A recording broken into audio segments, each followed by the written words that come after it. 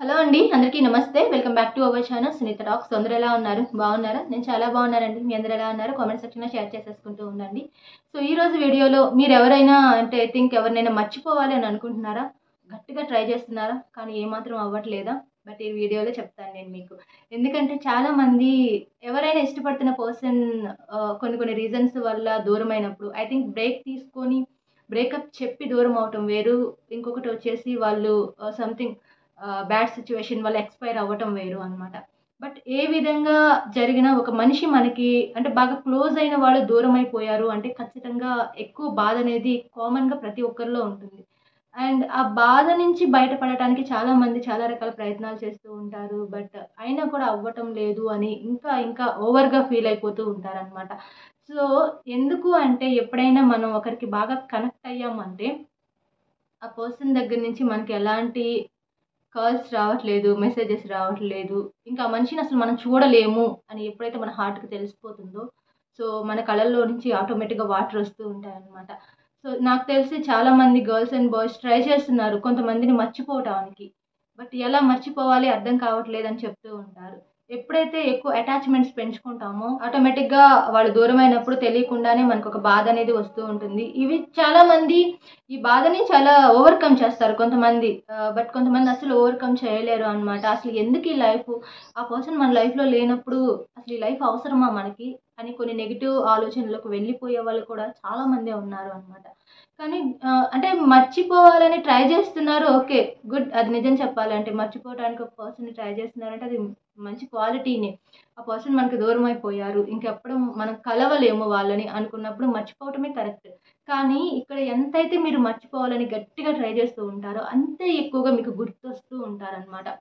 ఇది చాలా మందికి తెలీదు. మర్చిపోవాలి, మర్చిపోవాలని అనుకుంటూ ఉంటారు. కానీ మీకు తెలియకుండానే వాళ్ళని మీరు గుర్తు చేసుకుంటున్నారనమాట. కానీ మర్చిపోవాల్సింది వాళ్ళని కాదు. వాళ్ళ మెమరీస్‌ని, వాళ్ళతో గడిపిన క్షణాలని. సో ఇవి మర్చిపోగలిగితే ఆ పర్సన్‌ని కూడా ఈజీగా మర్చిపోతారనమాట. వాళ్ళకి సంబంధించిన మెమరీస్ ఏవైతే ఉంటాయో అవి ఫస్ట్ మీ మొబైల్‌లోన, మీ బ్రెయిన్‌లోన అవి డిలీట్ చేయడానికి ఎక్కువగా ట్రై చేయండి. సో దానివల్ల మీకొక రిలీఫ్ వస్తుంది తెలియకుండానే ఆటోమేటిక్‌గా. మీ బ్రెయిన్‌ని ఫస్ట్ డైవర్ట్ చేసుకోండి. ఎప్పుడు ఒంటరిగా ఉండటం అనేది కరెక్ట్ కాదు. అలాంటి సిట్యుయేషన్ ఫేస్ చేస్తున్న వాళ్ళందరూ చేసే ఒక మిస్టేక్ ఏందంటే చాలా లోన్‌లీగా ఉంటారు. ఎవరితో కలవరు, ఒంటరిగా కూర్చుంటారు, లేదా సాడ్ సాంగ్స్ పెట్టుకొని వింటూ ఉంటారు. ఈటన్నిటి వల్ల మీ పెయిన్ ఇంకా డబల్ అవుతుందే కానీ ఏ మాత్రము తగ్గదు. మీరు ఆ పెయిన్ నుంచి బయట పడటం కూడా దాదాపు కష్టమే అవుతుందనమాట. ఇవన్నీ బంద్ చేసేసేయండి. ఇలాంటివి వద్దు. మీరు ఏదైతే ఆ వ్యక్తి నుంచో లేకపోతే ఆ అమ్మాయి నుంచో బయటపడాలి ఆ మెమరీస్ నుంచి అనుకుంటే ఖచ్చితంగా ఈ పనులు మాత్రం చేయమాకండి. మీ పెయిన్ ఇంకా ఎక్కువవుతుంది. తగ్గదు. నిజంగా చెప్తున్నానండి.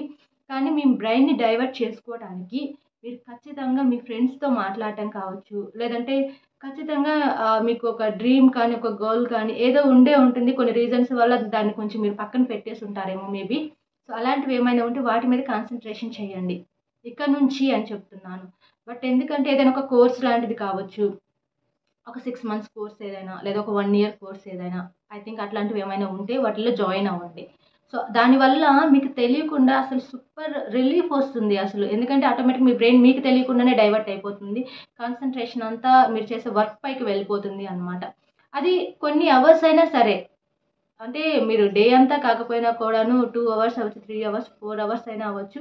ఆ కొన్ని అవర్స్ అని మీ బ్రెయిన్‌కి ఒక రిలీఫ్ వస్తుంది అనమాట. అంటే ఒక మర్చిపోవటానికి ఒక స్టార్టింగ్ పాయింట్ అనమాట అది. ఒకరిని మనం గుర్తు చేసుకోకుండా, వాళ్ళ గురించి ఆలోచించకుండా మర్చిపోవాలి అనుకుంటే, ఇది కొంచెం మీకు హెల్ప్ అవుతుంది అనమాట.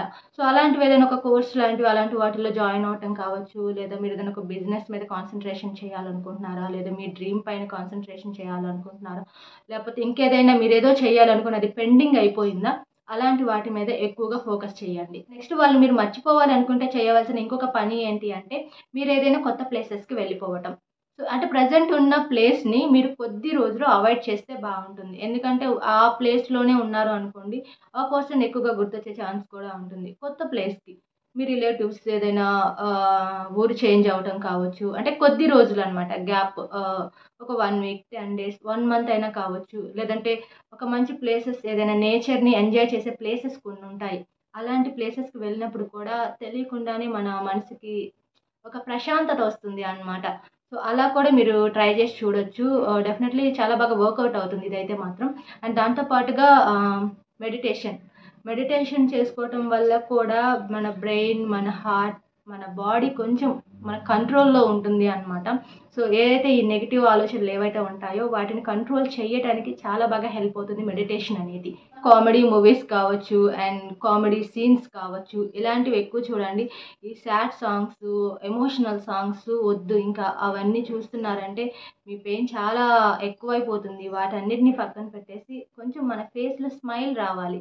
ఆ స్మైల్ వచ్చే ఏమన్నా మూవీసో లేకపోతే సీన్సో లేకపోతే మీ ఫ్రెండ్స్ ఎవరైనా కొంచెం కామెడీగా మాట్లాడే వాళ్ళతో టైమ్ స్పెండ్ చేయడానికి చూడండి. మీకు ఇష్టం లేకపోయినా సరే, ఐ థింక్ మాకు ఆ మూడ్ లేదు, మేము అది చూడాలనిపించట్లేదని కాదు.